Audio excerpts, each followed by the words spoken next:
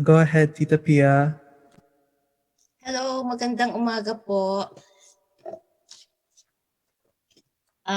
Thank you very much for giving me the opportunity to speak to the graduates today. I struggled with this speech for 2 weeks. What could I possibly say that is not right? I was going to cheat and quote profusely from Neil Gaiman's powerful essays or recycle my speech from 2 years ago. But one of my adopted children reminded me that he was going to sit among you today. So here goes. I graduated from college at the age of 19. That was not particularly a good thing because no one really knows what to do with themselves at the age of 19. In figuring this out, my only beacon was my father's voice. He was a lawyer and he would always tell me and my younger brother, right or wrong, I will defend you. But when push comes to shove, I hope I find you on the side of what is right. There lies the rub, for Yoda Sensei says it is so easy to succumb to the dark side.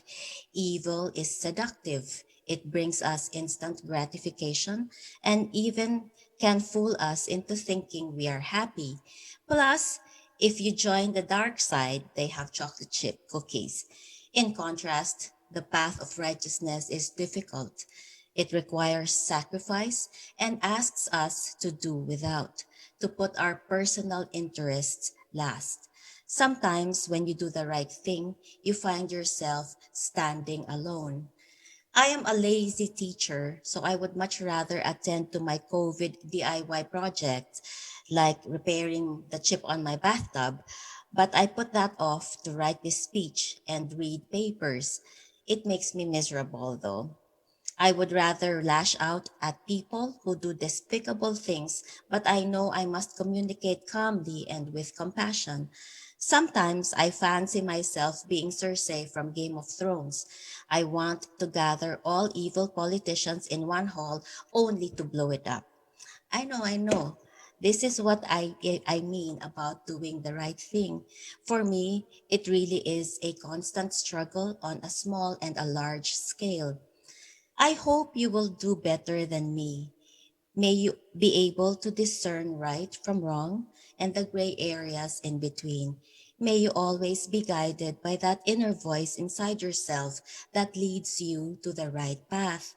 When I was 19, I thought my path was going to lead me to the United Nations to create a great impact in society. I don't know where I went wrong. But Rumi says, and I quote, "Yesterday I was clever. I wanted to change the world.